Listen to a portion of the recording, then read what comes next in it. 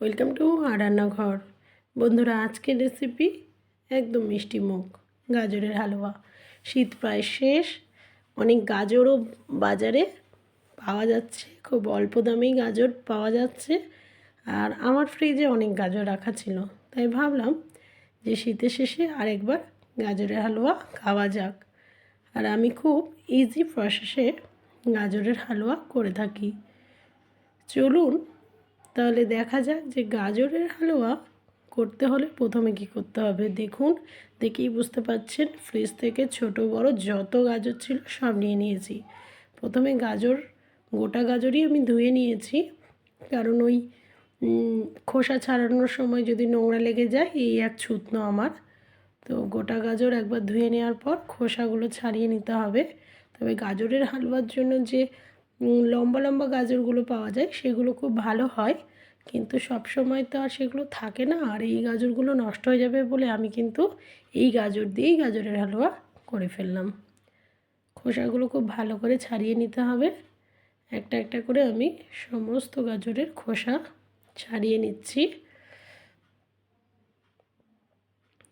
গাজরের খোসাগুলো ছাড়িয়ে নেওয়ার পর আরও একবার আমি গাজরগুলো গোটা গোটাই ধুয়ে নিচ্ছি।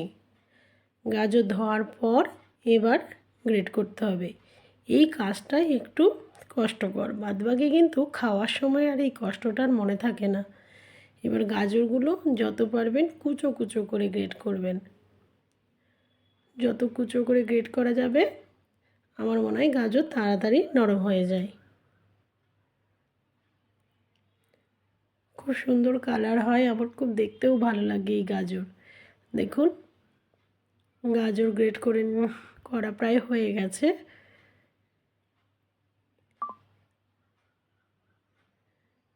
এবার সমস্ত গাজর গ্রেট করে নেওয়ার পর আমি কড়াইয়ে ঘি দিয়ে দিলাম। আপনারা যে পরিমাণ ঘি খেতে চান সেই পরিমাণ ঘি দেবেন। যে অনেক বেশি ঘি দিলেই যে গাজরের হালুয়া খুব ভালো হবে এরকম নয়, পরিমিত দেবেন। কারণ সব সময় সব কিছু বেশি ভালো নয়, বেশি হলেই গুরুত্বহীন হয়ে যায়। দেখুন, ঘিটা গলে যাওয়ার পর আমি গাজরগুলো দিয়ে দিচ্ছি। এবার গাজরগুলো কিন্তু ঘিয়ে ভালো করে ভেজে নিতে হবে। হালকা হালকা করে ভাজতে ভাজতে ফ্লেমটা এই সময় আস্তেই রাখবেন, নাহলে লেগে যাবে। গাজর এই সময়ই নরম হয়ে গেছে। হালকা ফ্লেমে গাজরটাকে এরকম ভেজে নেওয়ার পর যখন একদম নরম হয়ে যাবে, প্রথমে আমি এক বাটি চিনি দিয়ে দিয়েছি। গাজর এমনিতেই মিষ্টি, বেশি চিনি, যদি বেশি মিষ্টি খেতে চান অবশ্যই অনেকটা চিনি দেবেন, 2 বাটি দিয়ে দেবেন। কিন্তু আমার বাড়িতে বাবার সুগার, ওই জন্য খুব বেশি মিষ্টি দিয়ে আমি কোনো কিছুই রান্না করি না। আমি 1 বাটি চিনি দিয়েছি আর 1 গ্লাস দিয়ে দিলাম দুধ, আর হাফ বাটি মতো গুঁড়ো দুধ। গুঁড়ো দুধ দিলে গাজরের হালুয়াটার টেস্ট একটু বেশি হয়। আপনারা চাইলে খোয়া ক্ষীরও ব্যবহার করতে পারেন, আমি আর খোয়া ক্ষীর ব্যবহার করিনি। এবার সমস্ত কিছু দিয়ে শুধু নাড়াচাড়া করতে হবে। এইভাবে নাড়াচাড়া করতে করতেই কিন্তু গাজর একদম নরম হয়ে যাবে। আলাদা করে প্রেশার কুকারে দেওয়ারও দরকার নেই, আমি একটু ঢাকা দিয়ে দিয়ে শুধু নাড়াচাড়া করে গেছি, তাতেই গাজর নরম হয়ে গেছে।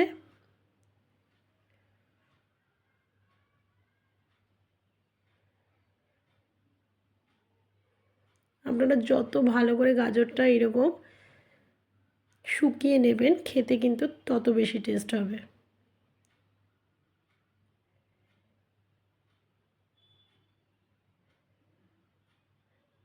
আর আমার এক জায়গায় ভিডিওটা স্কিপ হয়ে গেছে, সেটা হলো আমি কিছুটা আমন্ড আর কাজু কিন্তু দিয়েছি, সেটা ভিডিওটা স্কিপ হয়ে যাওয়ার ফলে আর দেখাতে পারলাম না। আপনারা বাড়িতে যে ড্রাই ফ্রুটগুলো আছে সেগুলো কেটে একটু দিয়ে দেবেন, তাহলেই হয়ে যাবে গাজরের হালুয়া। কোনো ঝামেলা নেই, খুব সহজ প্রসেস।